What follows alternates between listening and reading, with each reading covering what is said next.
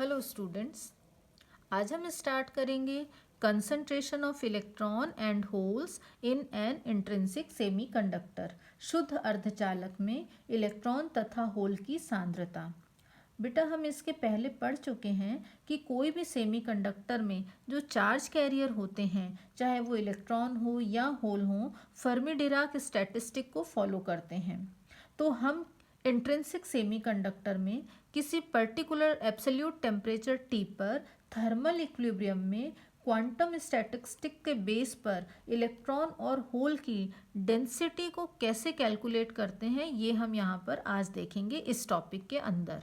तो Fermi Dirac statistic की अगर हम बात करें तो इसके अकॉर्डिंग हमने पढ़ा है कि प्रोबेबिलिटी किसी भी एनर्जी स्टेट के लिए कि वहाँ पर नंबर ऑफ चार्ज कैरियर किसी टेम्परेचर टी पर होते हैं, उसकी जो संभावना है, उसकी जो प्रोबेबिलिटी है, उसको हम देते हैं by this equation Fe is equals to 1/e⁻e⁻ef/kt+1। ये आप पिछले लेक्चर में देख चुके हो कि कैसे हमने इसको सॉल्व किया था। According to quantum statistic, the number of energy state of energy E in a volume V, मतलब अगर हमारे पास कोई एक वॉल्यूम है और उसमें एनर्जी स्टेट E वाली कितनी ऐसी और होंगी, संख्याएं उनकी कितनी होंगी, उसको हम कैलकुलेट करते हैं by G E is equals to G S into 4/3πV2me^3/2/h³ से रिप्रेजेंट करते हैं। क्लियर है? यहाँ पर हम बात कर रहे हैं कि हमारे पास एक वॉल्यूम है V, वो वॉल्यूम ये है, ठीक है। उसके अंदर एनर्जी स्टेट की संख्या कितनी है? कैसे वाले एनर्जी स्टेट? ऐसे एनर्जी स्टेट जिनकी एनर्जी कितनी है? E है। इस वॉल्यूम V में E एनर्जी के कितने ऊर्जा स्तर और हैं, उसको हम देते हैं बाय दिस इक्वेशन। यहाँ पर Gs क्या है? Gs हम इलेक्ट्रॉन की बात कर रहे हैं तो यहाँ पर डीजेनरेसी भी आ जाएगी, उनकी अपभ्रष्टता भी इंक्लूड हो जाएगी, जिसको हम रिप्रेजेंट करते हैं 2s+1 से। s क्या है? इलेक्ट्रॉन की स्पिन को, और हम जानते हैं कि स्पिन किसके इक्वल होती है? हाफ के। तो इसको हम कैलकुलेट करें तो हमको कितनी मिलेगी? डीजेनरेसी 2 मिलेगी। क्लियर हो गया?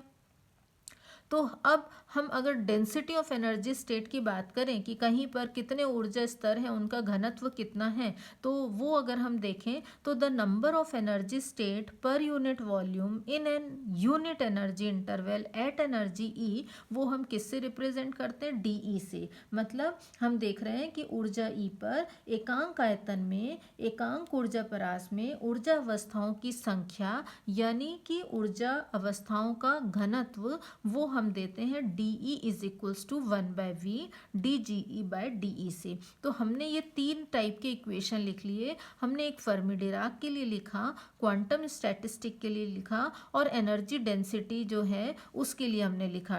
एनर्जी स्टेट्स की डेंसिटी के लिए हमने एक इक्वेशन लिखा हुआ है, ठीक है। अब हम क्या करेंगे, इस Ge की वैल्यू को यहाँ पर पुटअप करेंगे, ठीक है, और डिफ्रेंशिएट करेंगे with respect to E। Energy state की बात कर रहे हैं, E के रिस्पेक्ट में डिफ्रेंसिएशन हम करेंगे तो हमको क्या मिलेगा? अब आप ध्यान देंगे, D E is equals to 1/v d/dE। G E की वैल्यू आपने पुटअप करनी है। यहाँ से आप कांस्टेंट टर्म सारी कॉमन आ जाएंगी, E को आप डिफ्रेंशिएट करोगे, ठीक है। तो यहाँ से V जो है कैंसिल आउट हो गया, E को डिफ्रेंशिएट करोगे, इस फॉर्मूले के अकॉर्डिंग आपको ये वैल्यू मिलेगी।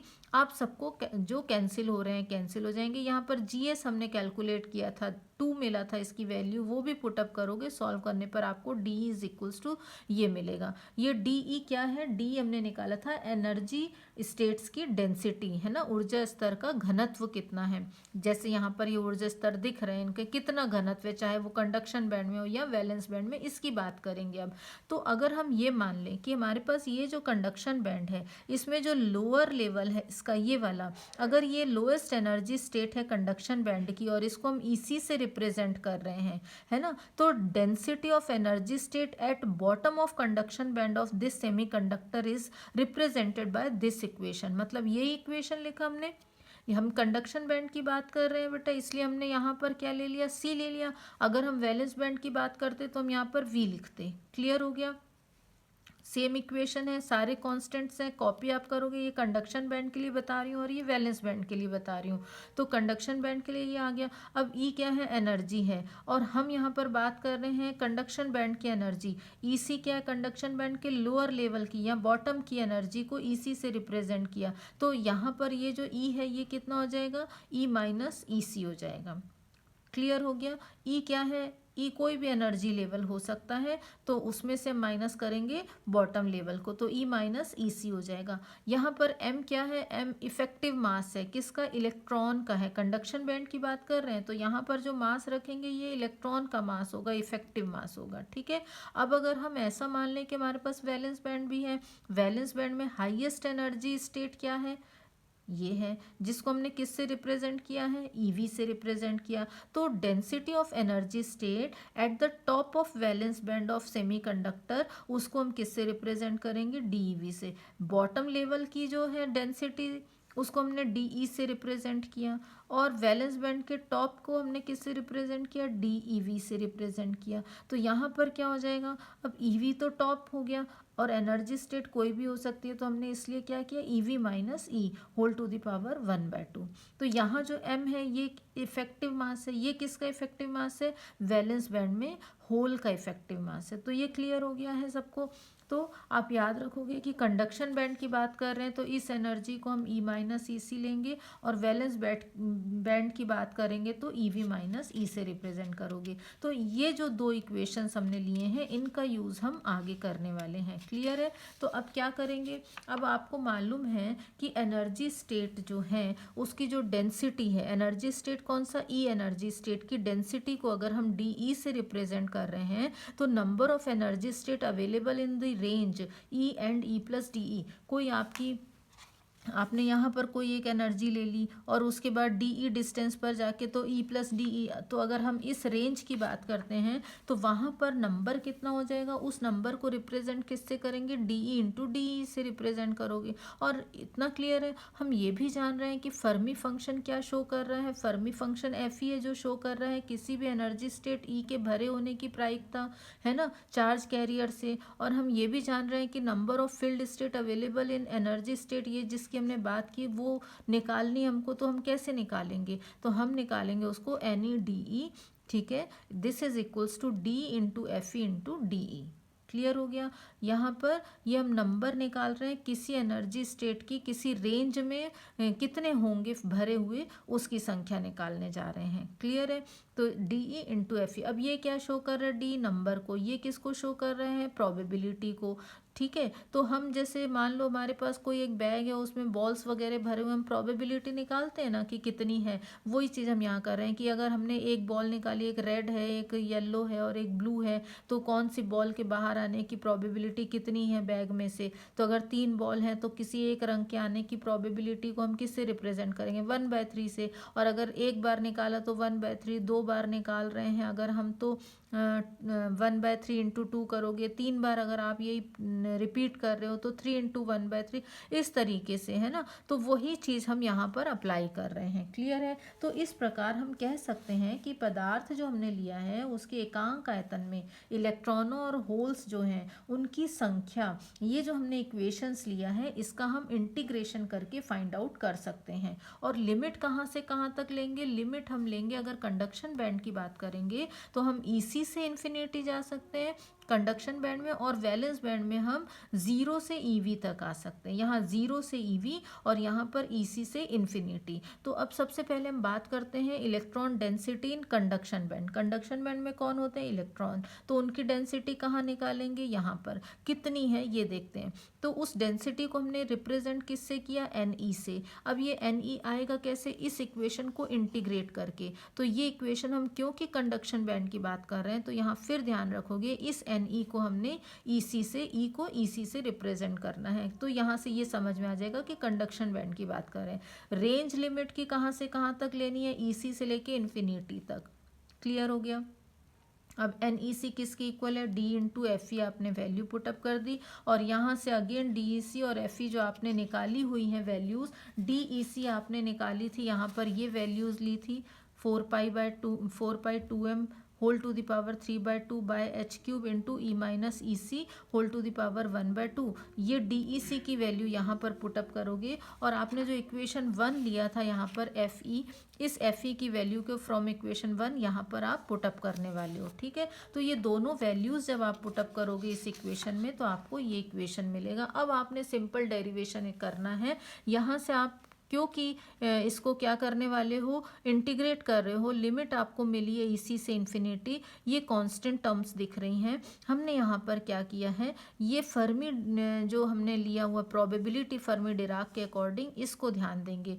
अब हमारे पास कंडीशन कौन सी है कि अगर ई माइनस ई एफ ये जो हमने लिया है बाय के टी, अगर इसकी वैल्यू किससे ज़्यादा है, एक से ज़्यादा है। क्लियर है, अगर ऐसा है कि एक से बहुत ज़्यादा है तो उस केस में इसमें अगर हम 1 प्लस कर भी दें तो कोई ख़ास फ़र्क नहीं पड़ेगा। तो हम उसको क्या लिख सकते हैं, सिर्फ और सिर्फ E to the power E minus E F by K T लिख सकते हैं। तो हमने इस पूरे की जगह पर E minus E to the power E minus E F by K T लिखा। आप इसको इस तरीके से ले जाओगे, ये माइनस में कन्वर्ट हो जाएगा। फिर आपने क्या करना है, E minus E C E to the power, ये माइनस साइन जो आपका आया है इसको आपने कन्वर्ट कर लिया, मल्टीप्लाई कर दिया।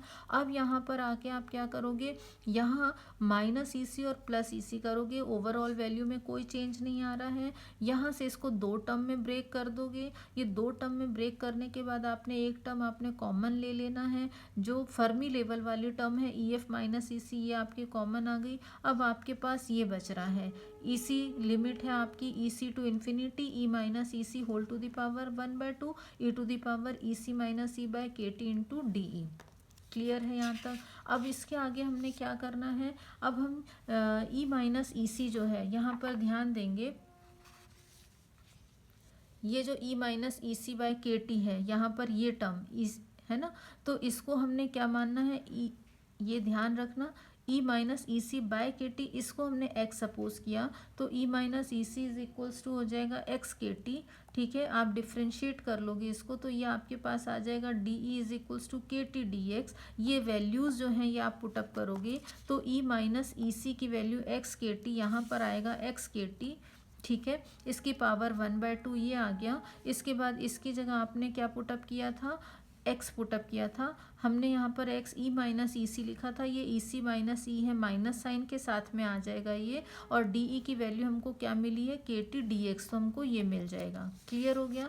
तो अब हमने ये सारी वैल्यूज़ यहाँ पे पुटअप कर दी और यहाँ से अब आप देखेंगे कि के टी है ना, इसकी पावर 1/2 और ये के टी इसकी पावर 1, तो ये क्या हो जाएगा, के टी की पावर 3/2, हाफ प्लस 1 3/2, ये कॉमन आ गया। आपके पास रिमेनिंग टर्म ये बची हुई है, ये आपने इंक्लूड कर दिया इसमें। और इसकी पूरे की ओवरऑल वैल्यू जो होती है ये π/4 होल टू द पावर 1/2 है। तो आपने इसकी जगह ये सब्सटीट्यूट कर दिया। ठीक है, अब यहाँ पर अगर हम बात करते हैं इसकी तो E to the power E F minus E C by K T है। ये जो ई एफ माइनस ई सी है इसको हम किससे रिप्रेजेंट करते हैं, डेल ई से रिप्रेजेंट करते हैं। ये क्या है, del E energy band gap है। ये E F minus E C, ठीक है, this is equals to del E by 2 minus del E by 2। तो आप यहाँ पर ये पुटअप कर दोगे और यहाँ अब ये जो पूरी टर्म हमको मिली है ये नॉर्मल कांस्टेंट टर्म्स हैं, एज इट इज़ चल रही है। और अब यहाँ पर 4π2m के टी 3/2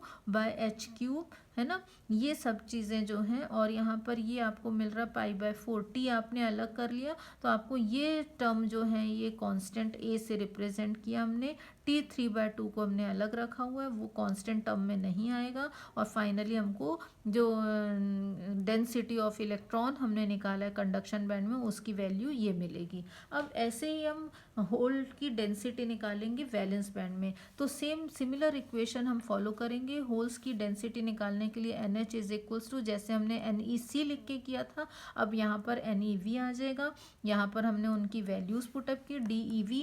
अब ये DEV आपने निकाला है इक्वेशन, वहाँ से आप DEV की वैल्यू पुटअप करोगे और ऐसे ही इक्वेशन 1 से आपने FE की वैल्यू पुटअप करनी है। यह इक्वेशन नंबर 6 आपने लिया हुआ था, ये इक्वेशन 6 से आप DEV की वैल्यू पुटअप कर दोगे। ठीक है, और इक्वेशन 1 से FE की वैल्यू पुटअप करोगे और सेम स्टेप्स जो आपने यहाँ फॉलो किए हैं वो ये स्टेप्स आप यहाँ पर फॉलो करोगे होल की डेंसिटी निकालने के लिए इन वैलेंस बैंड। ठीक है, तो यहाँ पर सेम चीज़ स्टेप्स फॉलो की हमने, ये इसको हमने फिर वही कि अगर ये 1 से ग्रेटर देन है तो इसके इक्वल यही आ जाएगा, ठीक है। e to the power e minus E F by K T वो लिखोगे, ऊपर जाएगा माइनस साइन आएगा, यहाँ पर आपका ये इक्वेशन मिलेगा।